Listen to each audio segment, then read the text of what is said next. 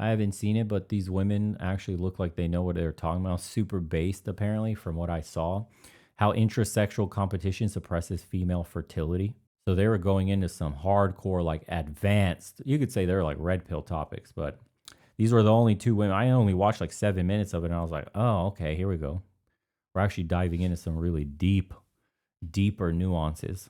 Welcome back to the Quillette Cetera podcast. You're with me, Zoe Booth. And today I have perhaps my favorite interview of all time. I've done over 50 now, and I think this might be it. Sorry to the previous guest. Of evolution is reproductive success. You have more offspring in the next generation, then your genes become overrepresented in that generation. And if that continues generation after generation, then your lineages effectively dominate and come to be what's there. Therefore, whatever behaviors and any other traits that those genes cause due to behaving, well, that becomes how the population then behaves, right? Really basics of selection. So what that means is that all individuals are under selection pressure to win that competitive race, which means not just maximizing your own reproductive success, but actually minimizing the reproductive success of rivals around you. And that's what we call intrasexual competition. And so, sorry, you were going to say something? No, it's fascinating. And I assume men and women have different ways of reducing that reproductive capability in rivals. Yeah, that's right. So men and women are sort of the fundamental biological difference between men and women is that men have the small gametes, which means they have the sperm, they give those to the women. Women have the large gametes, which means they receive the opposite sex DNA, and then they're the ones actually responsible for making the offspring. And so what this means is that most people are probably familiar with the idea that a population or a society could send, and frequently do, send large numbers of men off to fight and die in wars. And the reproductive kind of capacity of the population doesn't necessarily change as a result of that, because women are the sort of rate limiters of population, right? So women, by virtue of the way reproduction works, can have a sort of finite number of children. Men can potentially father an infinite number of children. So a population can afford to sacrifice a lot of men in something like a war, and the small number of men who are left are sufficient to support the women who are left to effectively replace the men who've been lost in one generation. So far, so good. You can't do the same thing.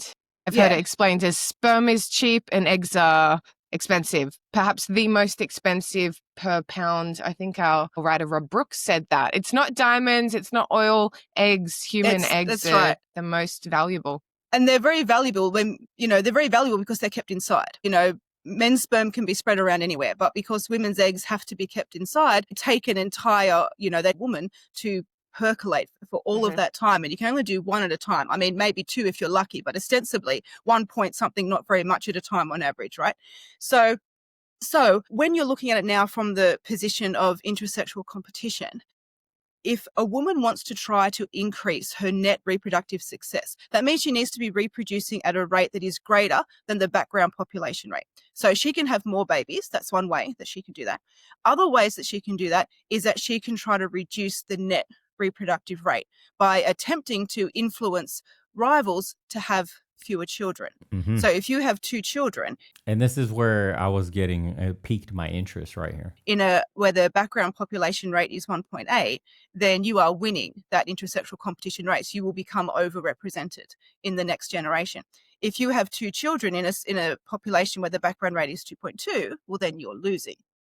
So manipulating the background rate by not very much can be the difference between your genes sort of gaining some ground that generation versus losing some ground. Right now, this is something that women can do because limiting other women's reproductive capacity can limit the overall background rate. Men can't limit the overall background reproductive rate by limiting other men's reproductive capacity for exactly the same reason that we can send huge numbers of men off to war and recover in a generation. Even if a man could convince huge numbers of other men to decide to withdraw themselves from the gene pool and not reproduce, there's going to be enough in the tiny number that are left that you're not going to make a dent on that, right? So this technique of manipulative reproductive suppression, it's something that really only benefits women. Mm-hmm. So when men engage in intersexual competition, it's a running race. It's just like have as more babies as you can, ignore what everyone else is doing, just like eyes on the prize, right? Whereas for women, it's much more a case of, yes, promote your own reproductive success, but invest a lot of energy in trying to claw your competitors back and pulling them back behind you. You notice that? Claw your competitors back. This is like a fundamental competitive mechanic that women have against one another. And that's the reason for the sex difference. This is why this is a female phenomenon and much less so a male one. It's hilarious to even think about men trying to manipulate other men into not having kids, like boycotting sex, like men would ever boycott sex. It's a ridiculous idea. It's not when you consider things like on a low level, maybe you could say men going their own way. Or you could say the guys that are just going their own way in general, but secretly would like a woman. See, this is what the duality of that is. There are certain men in the community that will say they're going their own way, but secretly wish or actively looking for women. And when they finally get one, if they manage to get one, they're no longer going their own way. It was never a choice that came from the fact that you had abundance in front of you. It was a choice from the fact that you were starving, like a man looking for water in the desert. The choice was taken from you, and then you said you went your own way, but you didn't choose to go. Nobody chose you. There was no way for you to go anywhere. You were already locked out of the race. So there's a certain subset of guys that sent my own way, that you'll read comments online and they're very bitter and they'll say shit like, F all women, forget all women, don't worry about these harpies. Just be by yourself. But it's like you dangle a piece of pussy in front of these guys, they will absolutely crumble on everything that they've said. And it is a form of intrasexual competition at the subconscious level, which is insane to think about. Or they'd say, yeah, sure, mate, I'm going to boycott. And then definitely not boycott. Whereas, with women, I talked to Holly Lawford Smith, who's a radical feminist academic, and one of the best sort of sound bites from that podcast was her radical idea that other feminists have said as well, which is that women should be boycotting sex, which is crazy to hear. But you hear... And that's another one that's good. So remember, the women that say we need to decenter men, we need to boycott sex, we need to get men out of our lives, men are good for nothing. Secretly, those women are out there sleeping with a bunch of dudes, getting pregnant, becoming single mothers. Have you noticed that it's a lot of those single mothers with like a baby or two talking about decenter men, men ain't good for shit? And they're telling the younger women, the younger, prettier, higher value women to forget men, to decenter them from their lives, that men are good for nothing. Intrasexual competition. You see? So interesting when you go into a deep psychological dive on why some people choose to take up arms in certain ideologies when really it boils down to everything is mate selection. Every single thing they do is about mate selection at the primordial level. That's crazy. You hear variations on that in everyday conversation. You hear women say, I'm sick of men, I'm sick of dating, I'm just not doing it anymore. I'm not trying to find a partner. I'm going to be single forever and live with my cat, and I'm fine with that. And if you have an issue with that, you're a bigot, essentially. Yeah.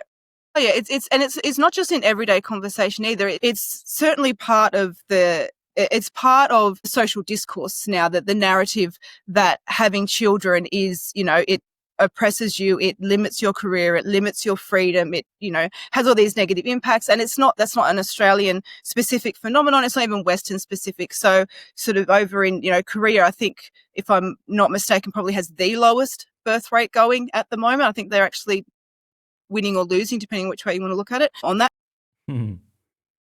Green Schwartz $19.99. To a degree I'm in the sent my pen way, but a lot off that is I'm a traditional Christian, so I think many men of principle are also out as well. I mean, we have the stats best person on this is Aaron Clary, great writer. I would say, what if you got a traditional Christian woman dangled in front of you that was really virtuous? I think if many men were offered a woman of quality they would all fold on a lot of these principles. I think it truly is about mate selection at the fundamental level. Stat. I mean, and so, you know, they've had for quite a long time, you know, cultural. I don't speak Korean, so I don't know what it stands for, but it's called the 4 Bs, and I believe there's four words beginning with B in Korean that effectively mean. And someone said there's no such thing, bro. There is, dude. It's just extremely rare. It's extremely rare to find a woman that was raised in a household with a traditional father in a very heavily Christian influenced household, no less, because we'll use Christianity as an example since, you know, it's a Western audience anyways. That doesn't really exist in America anymore. And that's already hard to find even in Balkans, in Eastern Europe. What we're talking about, these women used to exist. These women were your grandmothers. These women were your mothers, potentially. If your mother is like Eastern European, she was still from a time where that was normal. But in America, you haven't found this since probably before the 1940s, your great grandmother, most likely, because America was so progressive and liberal already and so ahead of the rest of the world. But in these other parts of the world, yeah, you could still find women like that. It's getting fucking difficult. Very difficult to find a woman that has, like, I found one on accident that has the values my grandmother and my mother have. She's somewhere in between there. Was raised in a small village of, like, I think less than 100 people out there milking cows, surviving off the land. Knows how to do basic stuff like knitting and all that. The old world feminine qualities in the traits.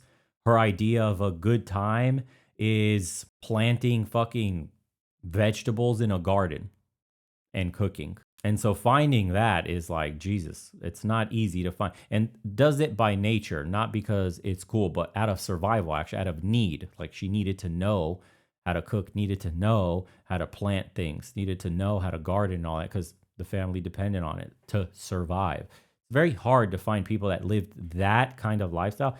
The Amish is this one saying the Amish. Yeah, it's very hard, dude. I'm not saying it's easy, but it is extremely difficult.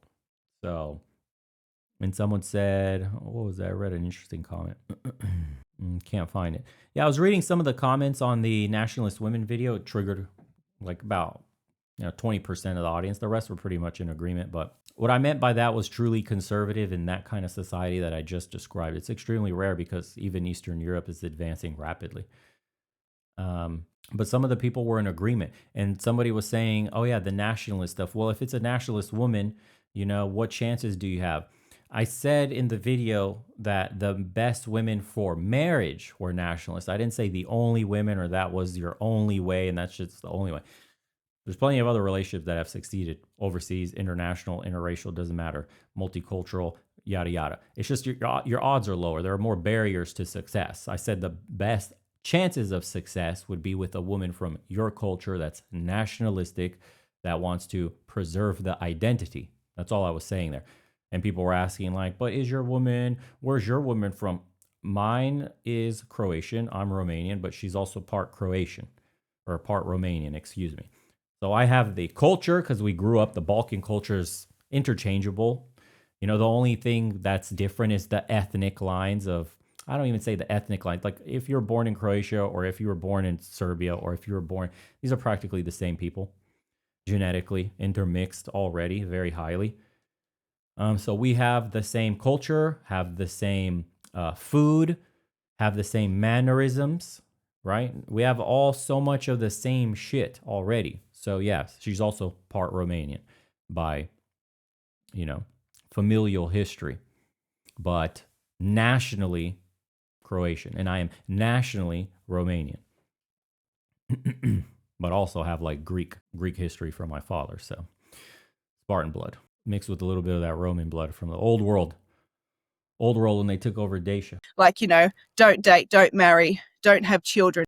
But yeah, essentially, in essence, to say, we're just talking about in that episode specifically, what are your best chances at success? Where are the most traditional, the real traditional women, not the LARPer conservatives, the 1950s aesthetic homemaker bullshit, the real women that were actually planting shit, milking cows, making cheese, fermenting fruits and vegetables for the winter, drying meat, all that stuff that's found in a different part of the world. or in very rural parts of America where families are very tight knit and the father is still the patriarchal authority and religion is still highly respected, that's hard to find.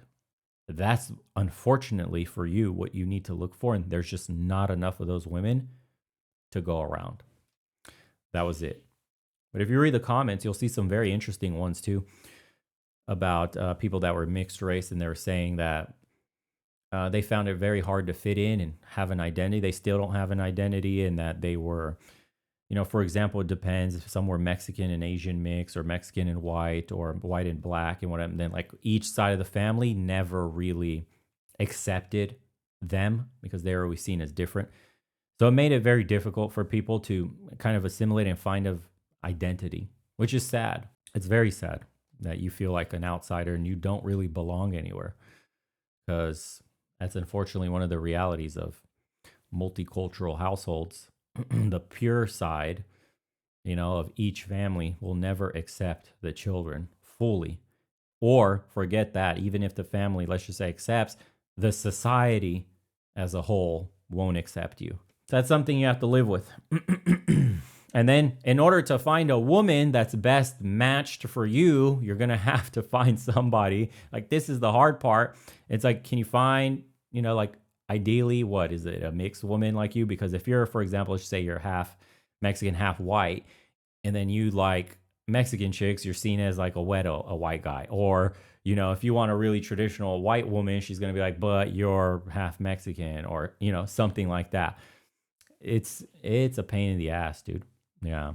And it's this sort of really strong cultural movement. And we see this coming through in the politics as well. So you may remember when Trump won the election, a whole bunch of women came out to protest by shaving their heads and declaring that they were not going to get married or have children. And there was even some more extreme examples of women going in to have their tubal ligations done in response to Trump winning the election as some sort of this sort of feminist / left-wing / woke sort of attack on reproduction. It perhaps started off more gently, but it's really ramping up more recently. And so, I mean, my argument around feminism is that I used to sort of say that feminism started off as a movement that was interested in women's place in society and then got co-opted by what's effectively become reproductive suppression, such that feminism is now pretty much sort of, it has various forms and they have their disagreements, but what unites them all is effectively a desire to limit reproduction. They will pretty much all be in favor of anything that is bad for babies and motherhoods, and they will all object to anything that promotes babies and motherhoods, by and large. But now I'm not even sure that feminism was ever a movement that was in the interests of women. I suspect, actually, I think even in its earliest manifestations, I think it was always just an attack on reproductive output. I think that's in fact all it's ever been, and I think you can pretty much explain it from beginning to end with that one principle. Oh my gosh, she is based alert. Feminism is an attack on the fertility of women, the reproduction of women. Wow. We didn't say that. A woman said that.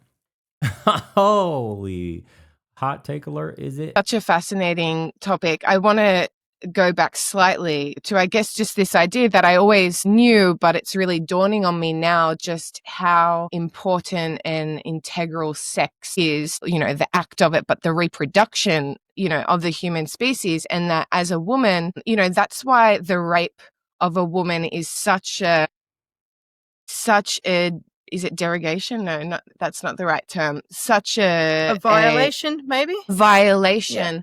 And obviously it is for men as well, but there's something about it for a woman because it's your innate power that, as you were saying, women are the reproductive limiters. We have the choice. And when that choice is taken away from you, it's such a gross violation. And I guess by women using their sex to negotiate or to protest, it's such a deep thing. It's like the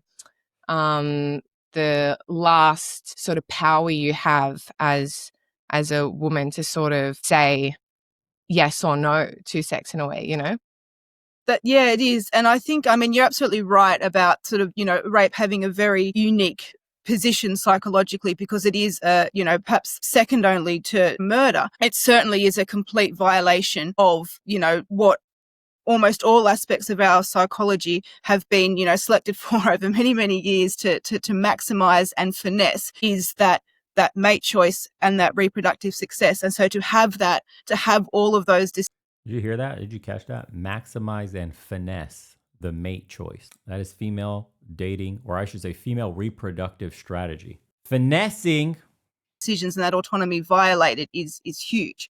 And you're absolutely right. And that's why it is a crime with such a massive psychological impact on women. Not to minimize the impact that it has on men, but it is a different crime for men. Not necessarily, I'm going to try and argue what's better or worse, but I'm going to say that it is a different crime with men.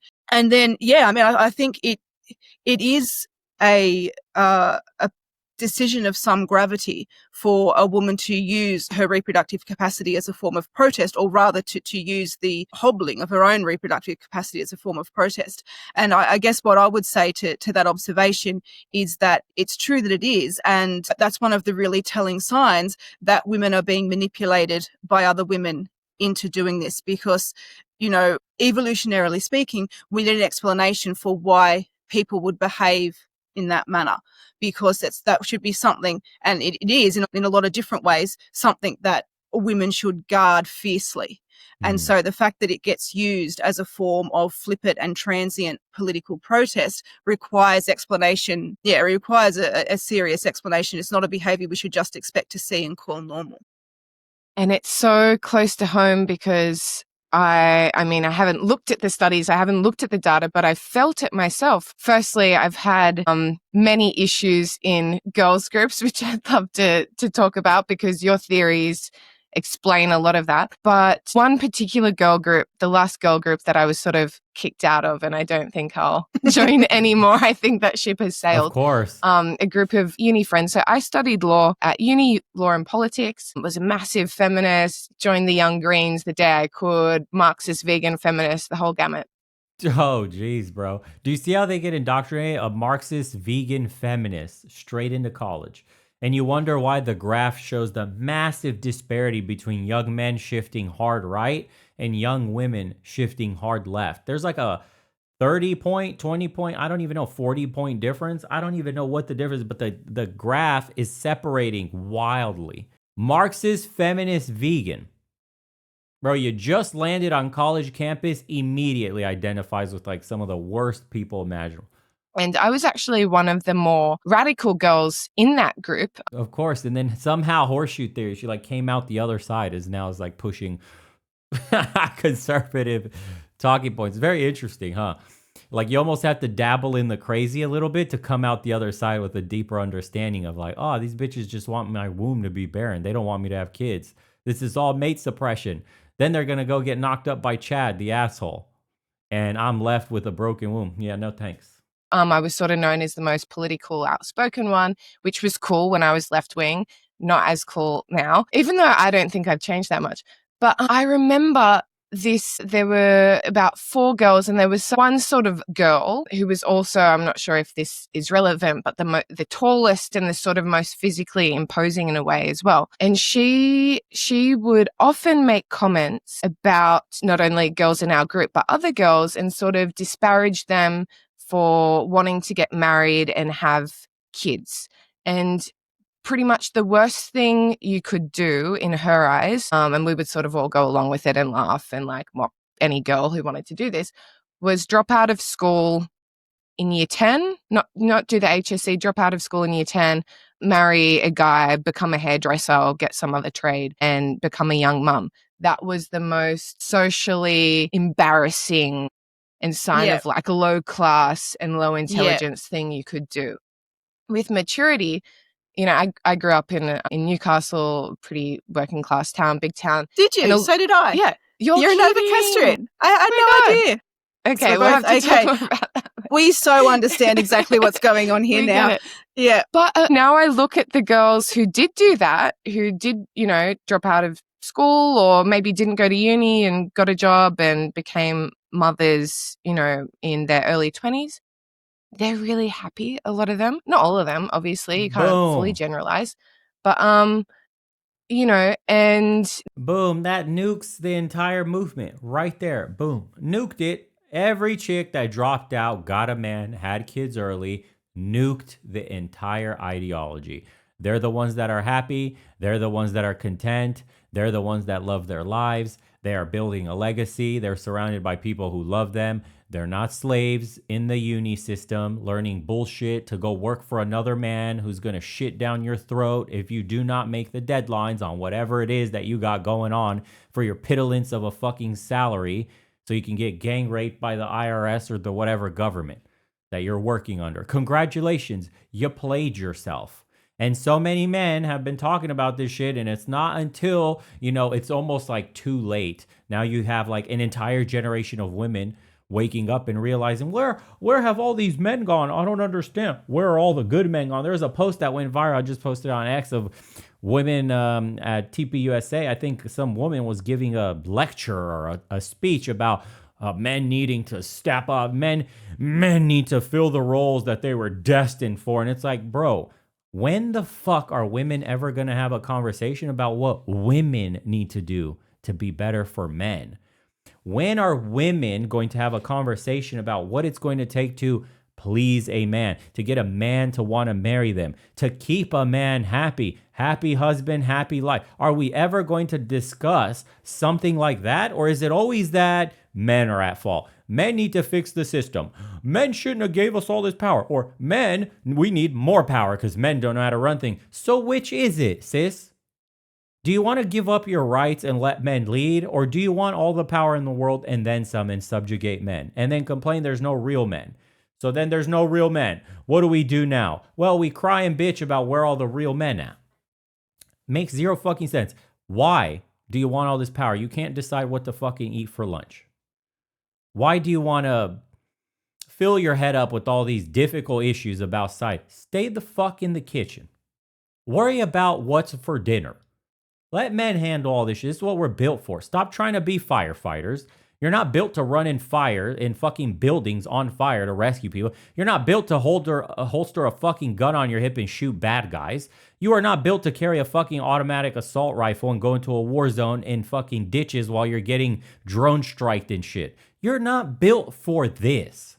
You do other shit, and it's not bad, by the way. There's nothing negative. Being a mom, in the ancient societies in antiquity and shit, like in Sparta, one of the most hardcore militaristic societies, like they reveled in what motherhood was. It was considered a gift to the state. The highest duty and honor that a woman can have was becoming a mother, because they're literally creating the next warriors, the next generations. And now you tell me, we fast forward a couple 1,000 years and you got these feminists with like fucking multicolored hair. They're fat as shit. They look nothing like Spartan women. Their education is just indoctrination.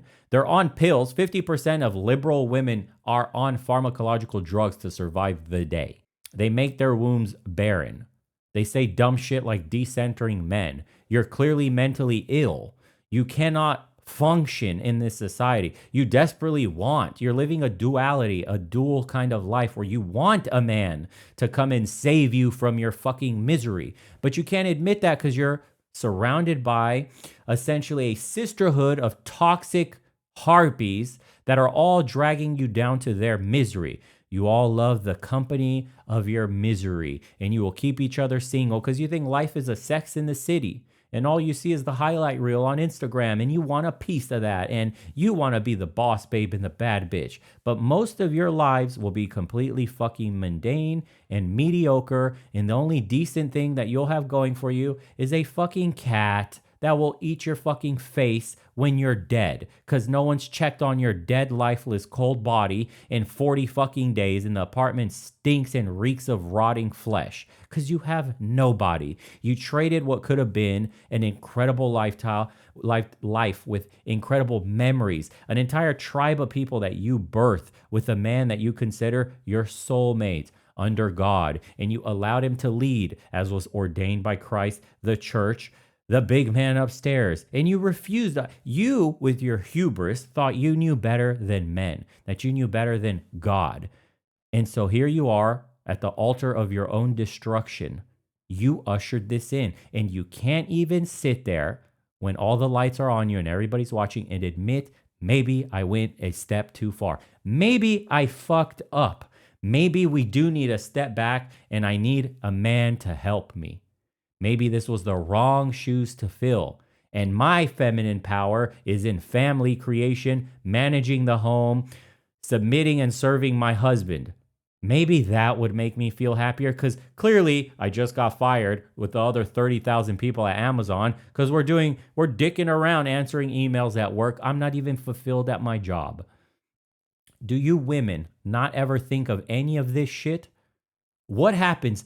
Do you wake up and surgically attach this to your fucking eyeballs? Do you not notice how the world around you is shifting? How your future has been stolen? If you got the COVID jab, there's latest data that just came out that you're going to struggle to get pregnant. You have been almost effectively sterilized. That there are a lot of negative effects. You have consequences for taking the jab. You can look up the studies. They're public now. A woman at 25 has the eggs of like a 35, 40-year-old. Your egg quality degradation has increased. You will struggle to get pregnant at an earlier age compared to your older compatriots. So you think the boss babe lifestyle, you're going to wake up at 35, you're jabbed up and you cannot get pregnant. Do you understand what's going to await you in the future? I don't think they understand what's actually coming down the pipeline. I'm just trying to show you a little window into where your life is going to be in the next 20, 30 years. Because the statistics bear out nightmare for women, at least men, on some level, can live a solitary lifestyle. They can be alone. Will they be lonely? Sure, but they will distract themselves with porn, with trinkets, with video games, with fucking AI bots and all this other shit. But women have a different nature to them. They have a social need to be around people, to be in a social net in person. That's why they have loose connections. Friends of friends of friends, mutual friends that they always cater to and always meeting and catching up with. That gives them energy. That makes them feel safe. And when you take all of that away in the future where you're left lonely with nobody because everybody's working to barely survive or completely dependent on the system, you're fucked. You're going to be alone. And the only ones that are able to thrive and survive in such a place like that will be men. Ironically, it's going to be men. In the dystopic future, what do you think will happen to women? You will be dependent on men again for the most basic of things. Unless you'd like daddy, big daddy government to come in and save you from yourself, but then you're inviting the very things you voted for. Authoritarianism. Why do you think we've moved so far left when we gave women the right to vote? Why do you think the Overton window has shifted? Government has ballooned because women vote overwhelmingly for bigger government, more protection, more welfare. This is the system we have. It's now crumbling on itself. Men vote for less taxes, less government. Get out of my fucking life. Let me live. I'll figure it out on my own. Get away from my family. Women want more government, more big daddy in their life, more bailouts. So in that future, when you're dependent on big daddy, if big daddy runs out of money, what do you think you're going to do? Are you going to come groveling back to men? I'm sorry. Puts on the 1950s aesthetic, starts saying she's a trad con, super conservative. I fucked up. How many of these whores are going from OnlyFans to religious women? Right? That's a hoe's like last stop in life. The final transformation, her final form, a hoe's final form is a religious Christian woman. How many of these Instagram influencers or OnlyFans whores are now preaching Christ? Are you shitting me? Please, fuck off. Fuck off with the LARP, dude. Porn stars preaching Christ. This is the world we're in right now. This is why I told you guys, true blue nationalist women with hardcore beliefs ingrained into them by their strong, masculine, traditional fathers under Christ, under a real household where a mother was submissive and dutiful to her husband. Those are the only real women left for marriage. And what's fucking unfortunate, they almost don't exist anymore. That is the conundrum. Nobody has an answer for this.